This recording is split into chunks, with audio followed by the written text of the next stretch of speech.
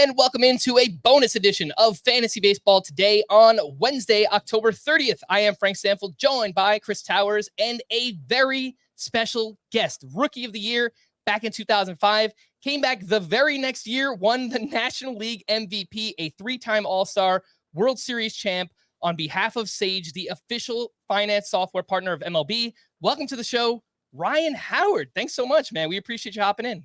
Hey, what's going on, guys? Thank you guys so much for having me. I'm happy to be here. Yeah, man. Thanks again. We're going to jump around a little bit. We'll ask you about your career, the current Phillies, and more. Let's start with the World Series. You know a thing or two about being clutch in the World Series. You hit 3 home runs, 6 RBI back in 2008 when the Phillies won it all. When we're recording this Wednesday afternoon, the Dodgers are up 3-1 in the World Series. Don't know how it's going to end yet. I'm a huge Yankee fan, Ryan. You see the Yankee stuff behind me here. So obviously, I am very much so emotionally invested in this World Series. But we've seen clutch performances on both sides. Freddie Freeman is on another planet right now. He has homered each game of the World Series, actually just set the record for homering in six straight World Series games that he has participated in. And then we saw the Yankees fight off elimination with a big performance of their own. Talk us through how a player approaches moments like this, because it seems like guys like you and Freddie Freeman, you just have this uncanny knack for slowing things down in these clutch moments. No, I mean, I think that's the thing. I think it's obviously having all the information, having all the data, and it goes to the preparation. You know, I mean, as we talk about it, and as you can see on my my fleece here, you know, Sage, it's all about having the data and the insight and the information that you need to be able to process, to be able to make the decisions that you need to make, to be able to go up in business, or in this case, as we talk about the World Series, going up to the plate. Obviously, knowing who the pitcher is, knowing what their tendencies are, knowing what it is that they're going to try to do to you, so that you can have your plan of attack to be able to come through in those situations when the team needs you the most. All right, following up on some postseason talk, we know Shohei Ohtani is currently playing hurt. He dislocated that shoulder earlier in the World Series. He's gotten through it. There's been some ugly swings, but he had a hit yesterday. You know, you talk about the data. He just had statistically one of the best seasons we've ever had. 50 homers, 50 stolen bases. I didn't even know that was possible, but he's also a guy who's, you know, next year we're going to see him back on the mound. He's a Cy Young caliber pitcher, in addition to being the best power speed guy in baseball.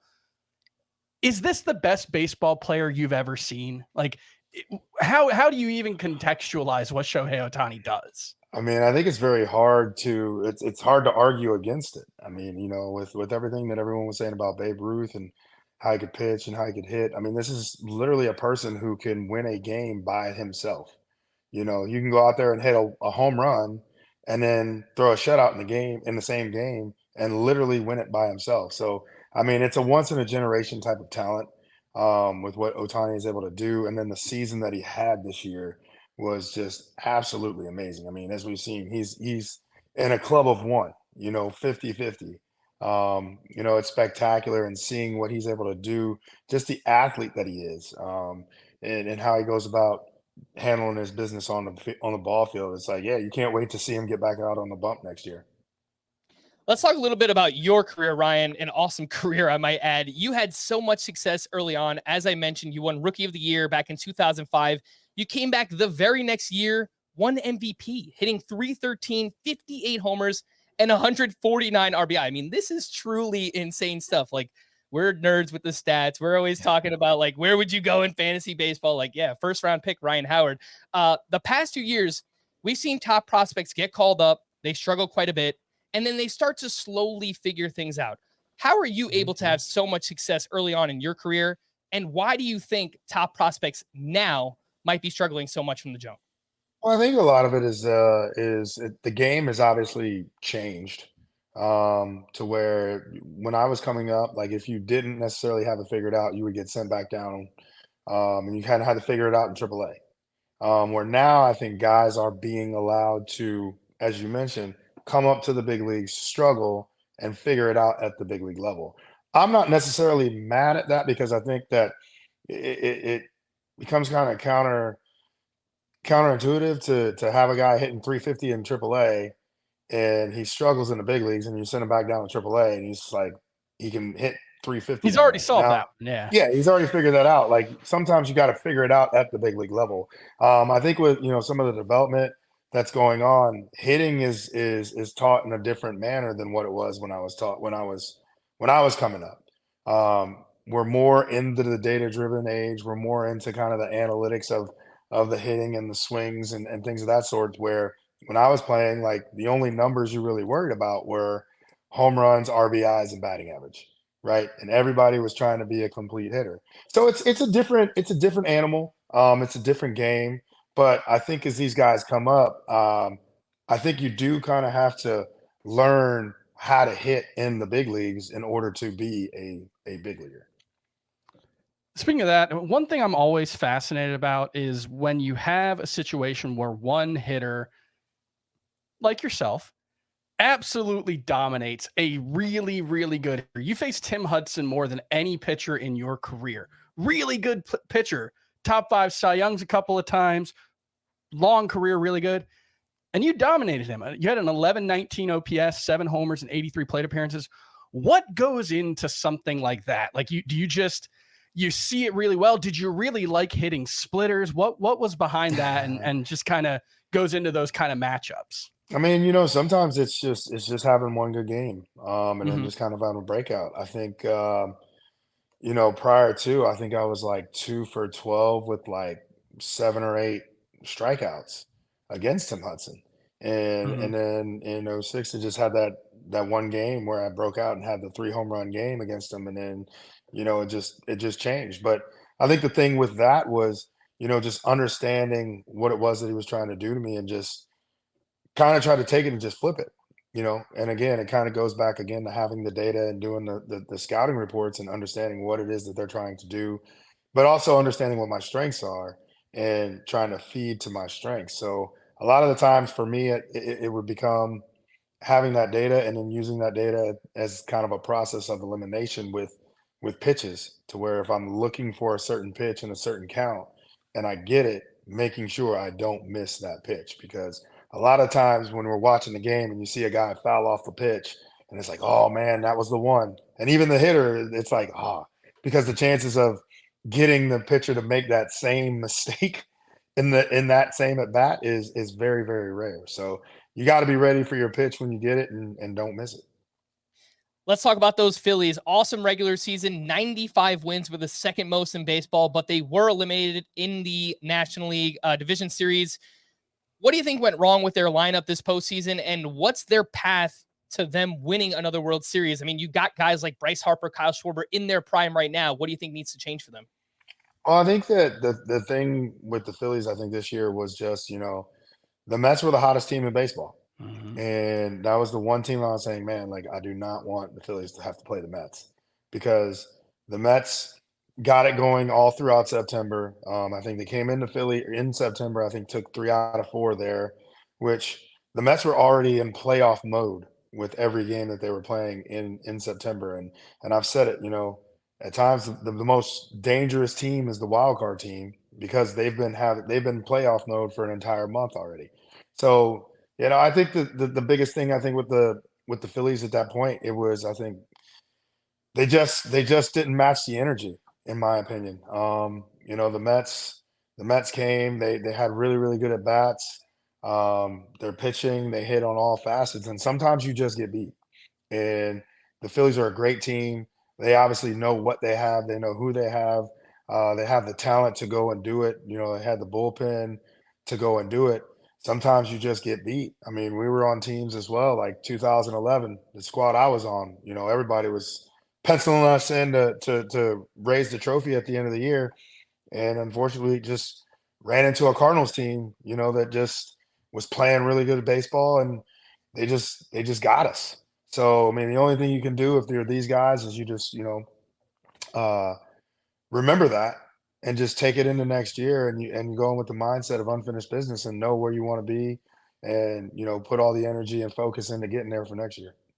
And I swear, I'm not just saying this because you're here. I'm wearing the Philly Fanatic hat here. And the Phillies are the National League team, man. I've just been a huge fan of Bryce Harper for years. So obviously, if it's not my Yankees winning, I would want someone like Bryce Harper to to get a ring if possible. One name that's been linked to the Phillies already and linked to many teams, Juan Soto, someone that we'll all be watching this offseason. Obviously, I have a big emotional investment there. He's been linked to both New York teams, the Yankees, the Mets, even the Dodgers are now rumored to be in on Juan Soto. Everyone's going to be in on Juan Soto.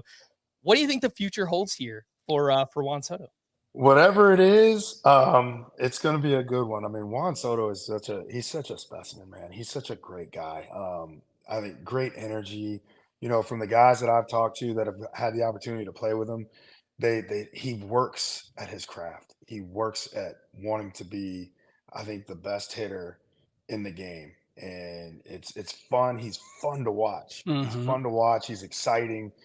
He brings the electricity. He brings energy to the game.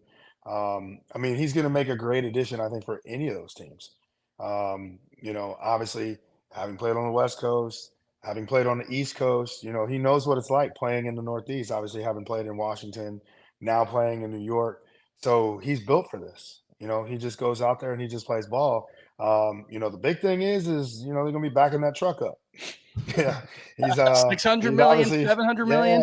Yeah, he's gonna be getting that truck. He's gonna have a couple trucks showing up at the door. So, you know, I think it's gonna be whatever team is gonna be the good fit, the right fit for him. I think that's gonna give him the best opportunity to go out there and go try to win championships, and he feels comfortable. So, I mean, you got a couple former teammates in Bryce and Trey Turner in Philly. Yeah. He's seen that firsthand and understands how the crowd operates in Philly. Obviously, being in New York, understanding what New York can be like as well, and then, you know, obviously facing the Dodgers when he was in San Diego. So he's seen all of those teams up close and personal, and knows what each of those fan bases are like. And it's just going to be, you know, kind of pick your poison. Can we get an official prediction here? Where does Ryan Howard think Juan Soto is going to wind up? Oh man, that's tough to tell, man. I'd love for him to go to Philly. I'd love for him to go to Philly. I mean, the fans would love that too. But you can see him at any one of those places. You really, really can. And him being an impact player out the shoot. So I mean, you could see him on the Mets. You could see him on the Yankees. Like you put him over there with Lindor. That's a lot of energy over there, bro. Yeah, that's a lot of energy. That's a lot of Latino flair over there, bro. And it's always fun. I used to always love going to New York. It always felt like in August or whatnot. You know, it was always like a Latino Heritage Day in New York every time we played, and I loved every minute of it because it was just a completely electric environment. I was like, man, I'm not even Latino. I'm like, bro, I'm feeling it. I'm feeling the energy here. So, you know, you could see it in New York. You know, him staying there. Would love for him to go to Philly though, if that's possible. We've seen a lot of rule changes in MLB. We're kind of in the rule change era of baseball, you know, pitch clock, defensive shift restrictions, pickoff attempts, stuff like that. What are some rule changes that you would like to see, or how would like something like a robo ump or a challenge system, how would that have impacted you as a hitter? And how do you think that'll impact hitters when they eventually do implement it? Well, I think the challenge piece as a hitter could definitely be very beneficial, as long as you're not impeding and taking a whole bunch of time, because obviously adding the pitch clock is helping the pace of play. You're going to have some occasional pitches where guys are like, "Hey, man, that's not a strike." And I mean, there's been so many times where you've had that. You also have that because you have different types of pitchers. Sinker ball guys, guys that make a big breaking ball or whatnot, to where you can get those variations as a hitter. It kind of keeps you on your toes, right? I think when you get the robo ump, how is that going to be configured? Is it just going to be set to just, hey, this is the specific zone no matter what? If this guy's a sinker baller, if this guy does this or does that, or whatever their strength or specialty kind of pitch is, as a hitter, it allows me to really just hone in and say, okay, I got to hit the ball within this parameter no matter what. So I think those could be beneficial. It'll be interesting to see how it works. And then do you have the challenge, right? If you have the robo ump, like the robo ump's supposed to get it right, 99.9% of the time. So do you take that 0.1% and say, nope, I'm challenging the computer, there's a glitch in the matrix over here type of deal. So I think the shift, changing the shifts definitely would have been beneficial. Got to run with it. But I think the ultimate changes right now have been pretty good.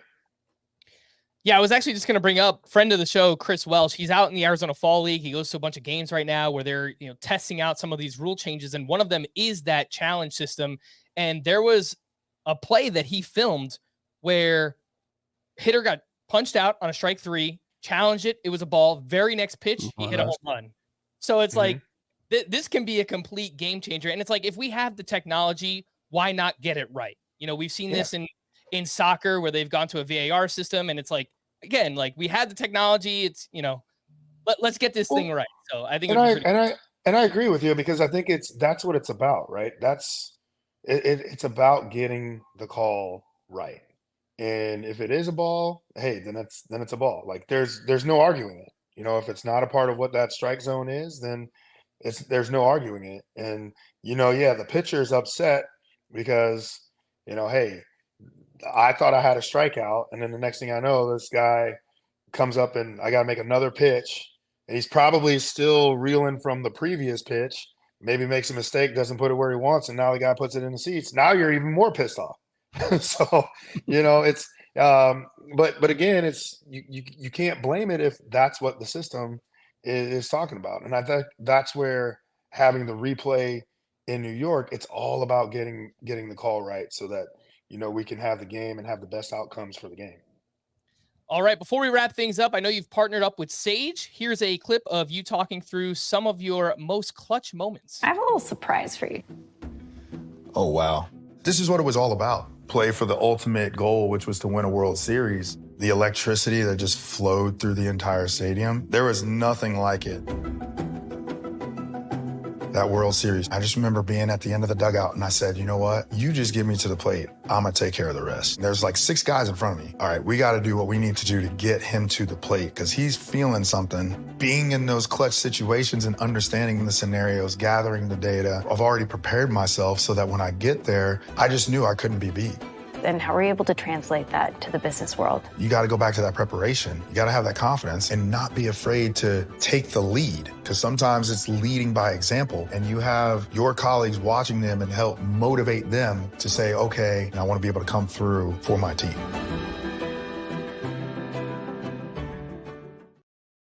Awesome stuff. Love that. Sage prides itself on providing businesses with the tools they need to succeed in the most critical moments. You were no stranger to big moments. As I mentioned, World Series champ, you hit 3 home runs back in 2008 in that World Series. What tools and insights were most helpful to you during your career? I mean, again, we did a lot of video.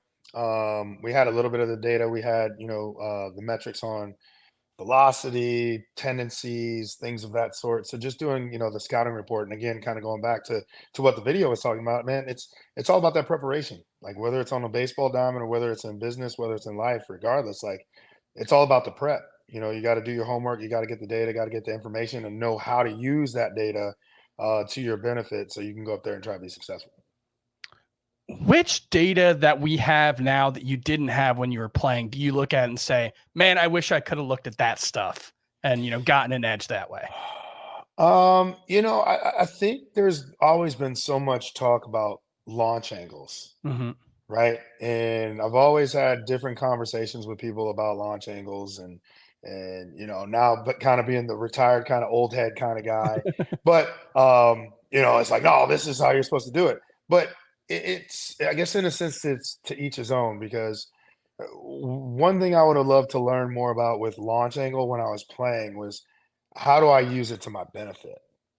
Right? How is it going to help me become a better hitter? Like, if I'm, with and the tendencies on swinging at different pitches or in different locations. Like, if you're going to tell me, hey, you've got a 30% chance of hitting this backdoor slider, with the swing path that you're having. Okay. So if I do swing, first off, it's like, don't swing at that pitch. But if I do, what is the swing path or the swing angle that's going to help, take that number up? How do I use those numbers to help make me a better hitter. So that was one thing I think towards the end of my career that had I been able to get the opportunity to really kind of learn more about, to see how that would make me a better hitter. I think it's a really good point too, because guys like us will say, "Why doesn't this player just lift the ball? We want home runs." Just do that. Yeah, just like it's that easy. Launch angle, like it's that easy. But I hear broadcasters talk about this in game where, if a pitcher has a really good sinker and they throw it at the bottom of the zone, if you try to lift that, it's just not going to end well, right? So it's so much of it comes down to you have to get the right pitch optimized for being able to lift the ball and maybe pull the ball in the air, something like that. It's not just like, yeah, you could do it with any pitch. It obviously depends on which pitch you are seeing. For what it's worth, Ryan, we do have StatCast data for the last 2 years of your career, and your numbers were off the charts. I just wanted to point out 90th percentile average exit velocity, 94th percentile barrel rate in 2015, and then both of those numbers got even better in 2016. So I love it. I think you could still top a few like 400-foot homers right now. It wouldn't surprise me. Oh man, I love that. That's awesome. Yeah, no, great StatCast numbers there. Getting back to Sage, in those key moments where you need to make a quick decision, how does having the right data help you come up clutch in some of those high pressure situations? I mean, it's everything. It's everything. I mean, like, again, it's having the right data, the right insight to be able to make the best educated decision that you can make, and being confident in that decision. In that time frame, when you've got all the information that you need, then you can look at the situation, you can feel confident about the decision that you're going to make and move forward with it in that clutch moment. Can you think of a specific time when you got like one key piece of data, one insight, your teammates saw something with a pitcher that helped you deliver in a key moment, one of those clutch home runs that you hit? I mean, I don't know if it was necessarily like a clutch piece of data. Like Chase Utley was very, very good at picking up like if pitchers were tipping pitches. So at times, like if he found something or saw something like in the pitchers, he did it all, all legal, to where it was like if he saw the pitcher like with his glove open or closed or whatever it was, but if he saw something like that, he would come back and let us know, and then guys would have the ability to kind of read that for themselves. But I mean, I think that would probably be the biggest piece of information. Again, just a lot of it was normal kind of with the scouting reports and everything that we would get. But I would probably say just, the moment going back to like Colorado against my man Houston Street, I just knew like that situation. I knew what Houston liked to do. I knew how he liked to pitch. I knew where his ball was going to be. And we played together actually in the Arizona Fall League in 2004. We were on the same team. So I saw a lot of his action on him pitching and just knew. I was like, hey man, get me to the plate. Like I know what this guy's gonna do. And if he does it, like I'm gonna hit a home run. Now I hit a little top spin and hit a double off the wall, but it was that kind of situation, and knowing the prep, knowing the situation, knowing the pitcher, and just feeling it. Like I just felt like, hey, I'm gonna get it done. And my teammates knew, like, hey, if Ryan's saying get him to the plate, he never says anything like that. Like I would never say anything like that. But if I was feeling it, they were like, we got to get him up there. So I'd probably say those were two very kind of key situations and in being able to kind of come through and using the data and just having a clutch kind of situation. It's so interesting to hear you say that about Chase Utley too, and just noticing that things that pitchers are doing, whether it's tipping pitches or just a certain movement, the slightest little thing. We heard that in the wild card round of the playoffs that Pete Alonso, someone told him, hey, Devin Williams is kind of tipping his pitches here. And then next thing you know, boom, he hits a home run, and the Mets went on to do everything that they did later on in the playoffs. But it's so interesting that you bring that up. And it's like imperceptible. Yeah. It's like those to us, we don't see it, but like, obviously you guys are around it all the time. And so you could pick it up. It's the fun parts of the game. And I played with guys. I played with Chris Burke back when we were, I think, like sophomores in college. We played on a collegiate USA team. And it was funny because Berkey would lead off and get on base. steal second, and then like he'd steal the other team's signs, right? So then it was kind of like, we had our whole system of like if guys were able to pick up the catcher signs or guys were tipping, and it's like you're letting the hitter know like what's coming. It like that was the fun part of the game when you're paying attention to the pitcher to try to pick up those tendencies and see if he's tipping his pitches. And then now it's different because the pitchers and catchers have the communication devices, so they don't throw the fingers down. It was a lot of fun trying to see if you could pick up pitches or pick up a pitcher tipping his pitches and their tendencies. Thanks again to Ryan Howard and to Sage, an AI-powered software company that provides businesses with the insights and solutions they need to grow their businesses and improve human decision-making. Ryan Howard, thank you so much. This was an awesome conversation. We really appreciate it, man. Hey, appreciate you guys for having me. Thank you. All right, we're going to wrap there. For Ryan Howard and Chris Towers, I am Frank Stampfl. Thanks, as always, for tuning into Fantasy Baseball today. Please make sure to follow and leave a 5-star rating on Apple or Spotify, and we will be back again tomorrow. Bye-bye.